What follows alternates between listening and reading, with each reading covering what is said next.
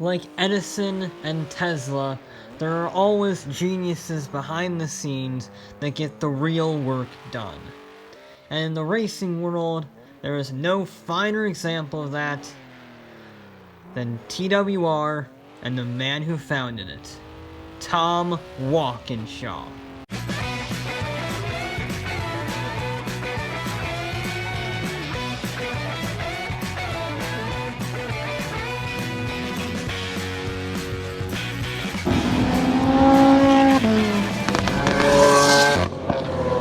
Tom Walkinshaw was born in Milsane, Scotland in 1946 and began racing at age 22 in an MG Midget. His talents quickly were shown, and he moved out to the Scottish FF 1600 series, and drove a Formula Ford to a championship victory in 1969.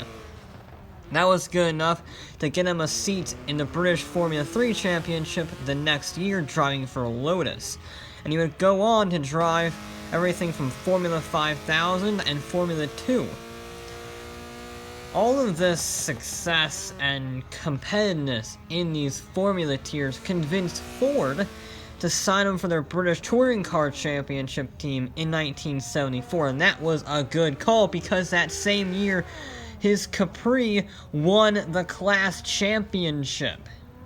His driver's title in 1974 for the BTCC convinced him that he should found his own racing team called Tom Walkinshaw Racing, or TWR.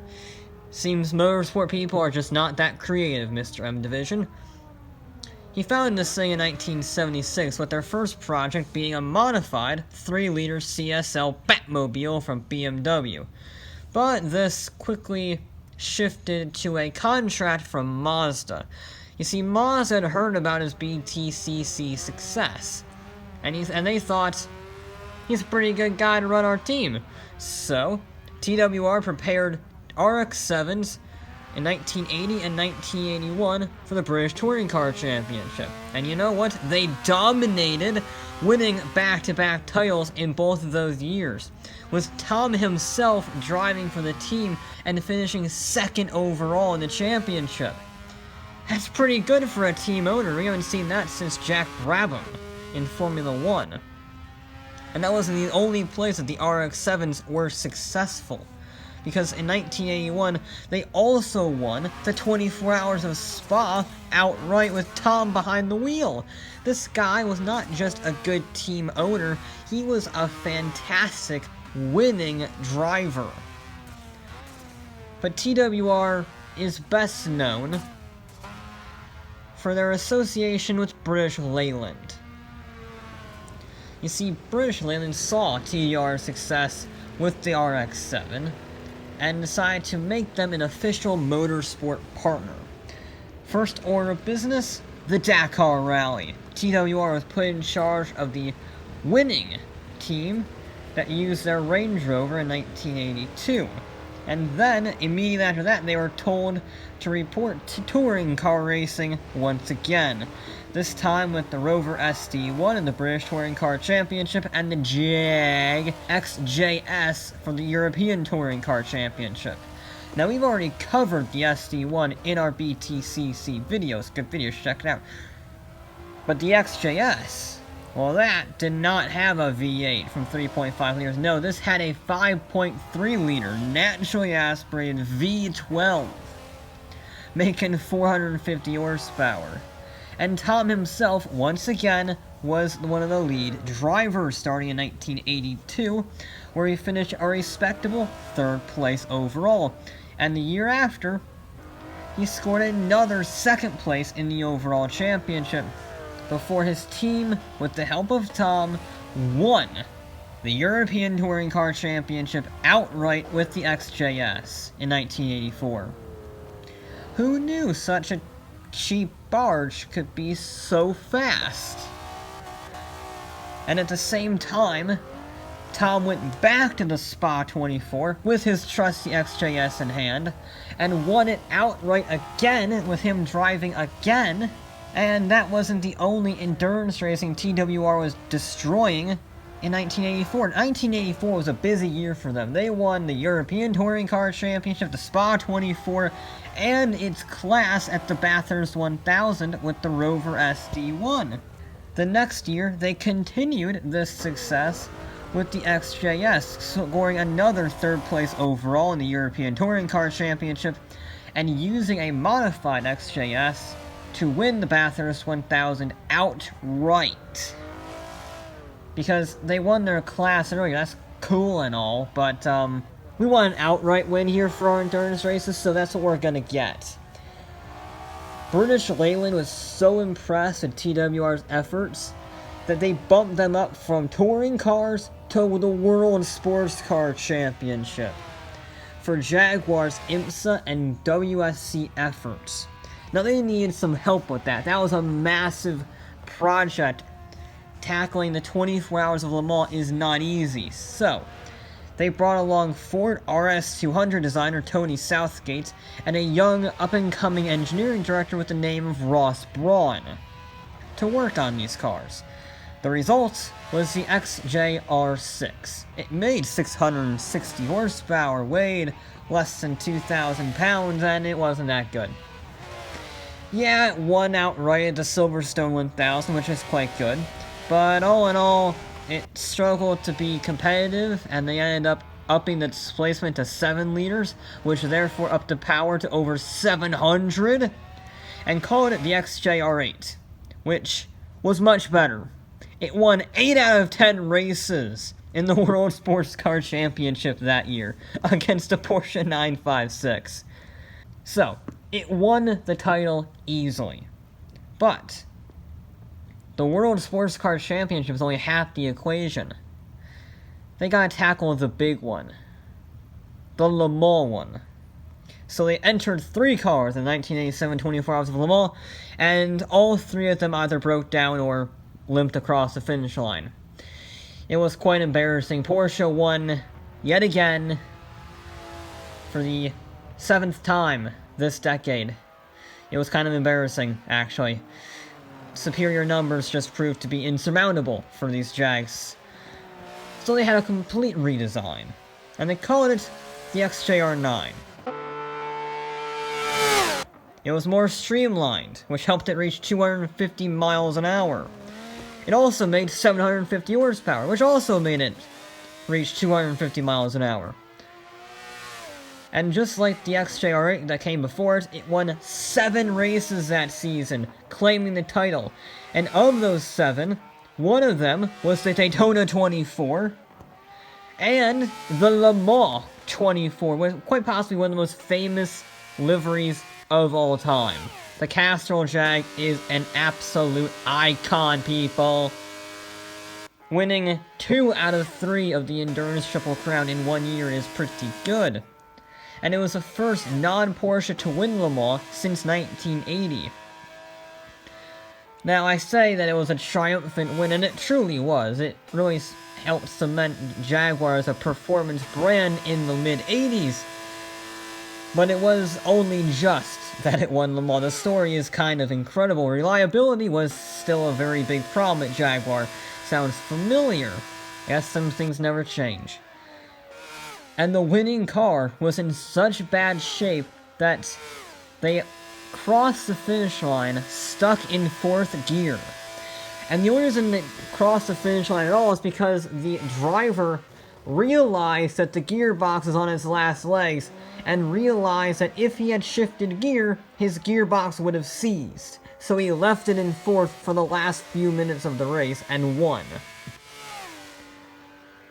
Jaguar, strangely, thought ahead and realized that their massive V12s were starting to show their age. So they decided to start experimenting with the turbocharged V6 found in their XJ220, which was also in their MG Metro 6R4, and put that engine in the XJR10 and the XJR11. Although it didn't really work, because the V6 wasn't that much more reliable than the V12. In fact, it was worse. It didn't work very well. The XJR11 only won a handful of IMSA races, and for the long-distance 24-hour, 12-hour events, the TWR decided to revert back to the old reliable V12s. And that was a good call, because the XJR12, as it was called, won both the Daytona 24 and Jaguar's 7th and final Le Mans victory at 1990. And by the way, fun fact, this would be the last time a V12 would ever win Le Mans as of recording this video. But there were new engine regulations, so they couldn't even revert back to their old reliable V12s at this point. Which means they had to go with an old Cosworth F1 engine, making 650 horsepower at over 11,000 RPM. They called it the XJR14, and it was quite good. In fact, it won Jaguar's last World Sports Car Championship in 1991. And then their project sort of fizzled out. The XJR16 won 4 out of its 10 races, which is pretty good, but not the title. And the XJR17 continued to race before Jaguar withdrew from all sports car racing due to, would you guess it from Jaguar, financial issues. Now, sports car racing was not the end of TWR's involvement with Jaguar. No. The other aspect was sports cars, specifically the XJR15.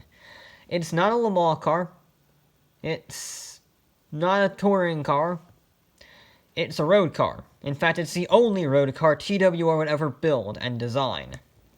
You see, Tom saw the prototype for the XJ220 and thought, what if we make a road version of our XJR9 Le Mans car, because it just won after all. And after talking to a few customers to see if they would buy it, and then talking to Jaguar, they decided to tackle the project as a team head-on. TWR started by taking a Le Mans chassis, and then widening it for more cabin space, because have you seen the cabin of a Le Mans car? It's tiny! Then, they took the V12 engine, modified it for road use, which made 450 horsepower, not 750, which is probably for the best, let's be honest. And 2 years later, the production car was unveiled at Silverstone in 1990. This thing was revolutionary, which is weird because no one remembers it, but it was truly cutting edge, with carbon fiber and Kevlar construction, a 6-speed manual, and fly-by-wire throttle control. It could do 0 to 60 in under 4 seconds at a top speed of 191 in 1990. Only 53 were made at £500,000 apiece. That is almost McLaren F1 territory. And they even used them in a one-make racing series for F1 support. And in fact, there was a rumor that the XJR15 had a faster version, an even faster version, called the LM. No one could prove it, but there were rumors circulating on the automotive world back then that there were 5 made for some wealthy Japanese customers. They were supposed to have more aggressive aero, additional cooling, and a 700 horsepower V12 ripped right out of the XJR9.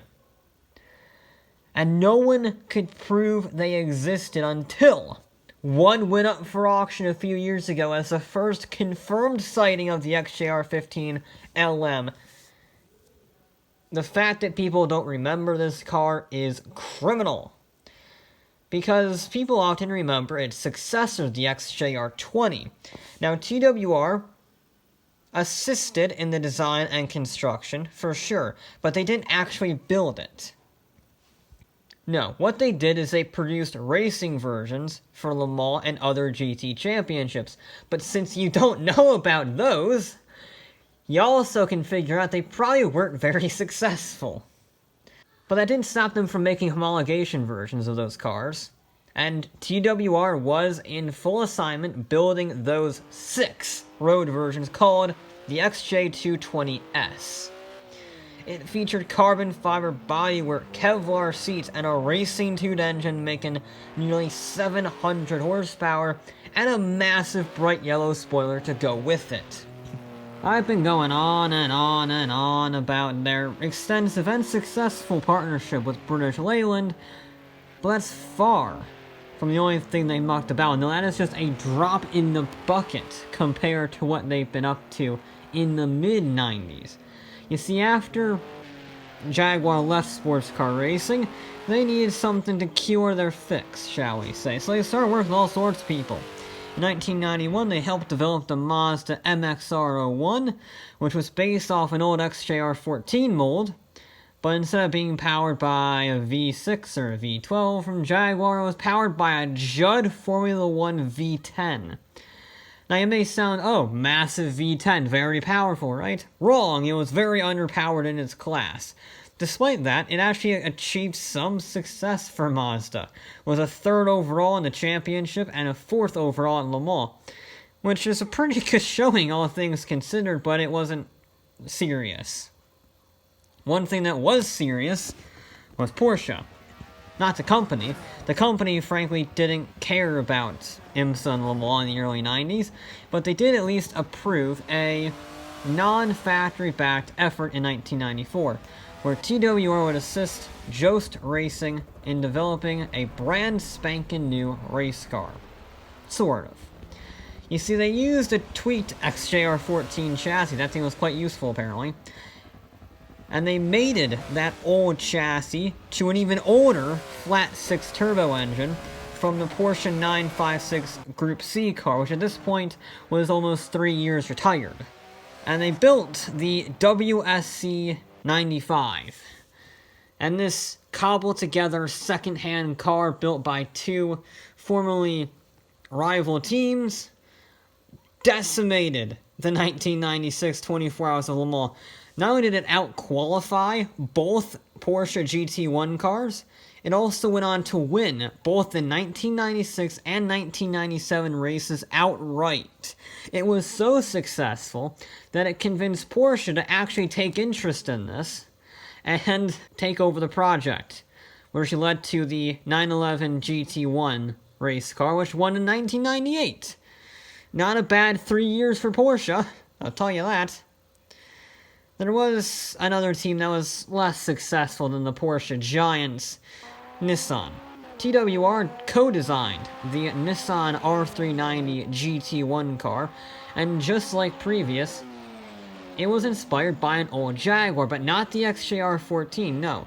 Inspired by the XJR15 road car. It used a similar chassis layout. If you look at it side by side, they look pretty similar. And it used a 641 twin-turbocharged V8, and it weighed a lot for a race car, 2,300 pounds. That being said, it was reliable, and in 1998, not only did all four cars finish the race, which is an impressive feat in amongst itself, all four of them finished in the top 10, with one R390 being driven by Aguri Suzuki, up to 3rd overall, being beaten by the 911 GT1 I mentioned earlier. So they weren't really competitive in the grand scheme of things, but that was a pretty impressive showing in 1998. And as I mentioned, Le Mans wasn't all they did, because they went back to touring cars, their good old favorite hobby, but this time in Australia, working for Holden in Group A touring cars. It worked pretty well. They helped design and build the Commodore SS SV Group A. Yes, the crazy plastic Batmobile. They helped design that. And in fact, Tom raced the Group A for the last time in his career in the 1980s. That was his last car that he ran. After that, he was pure manager. That would be their only touring car effort, though. No. Volvo would drag them right back into the thick of it 6 years later with the 850R. The incredible estate car was notable and a PR dream come true, while also being slightly amusing around the track, despite how silly it was. It was actually a semi-serious competitor. And it culminated in Volvo's overall 1998 BTCC Championship that TWR helped build the cars for. That was a pretty good partnership, both in the PR sense and the fact that, you know, they won. But all good things must come to an end, And like most things that end came from Formula 1, the evil sadist racing series that I hate immensely. You see, Tom had always wanted to make the next step from Le Mans to Formula 1, like so many had. And he saw an opportunity when he bought the struggling Arrows team. You'll soon find out that there was a reason they were struggling, but anyway. When he bought the team in '96, he quickly signed world champion Damon Hill as their lead driver. And he was by far the most successful element of the team, because their car wasn't that good. And the only thing worse than their car was their season and their funding. Because the most Arrow-TWR would ever score in a single season was 9 points in 1997, purely because Damon Hill is a great driver. And after a series of contract lawsuits and controversy, Arrows went into full liquidation, along with TWR itself, in 2002. Oh, how the mighty have fallen. But just before their shutdown, they showed what they were capable of when they tried.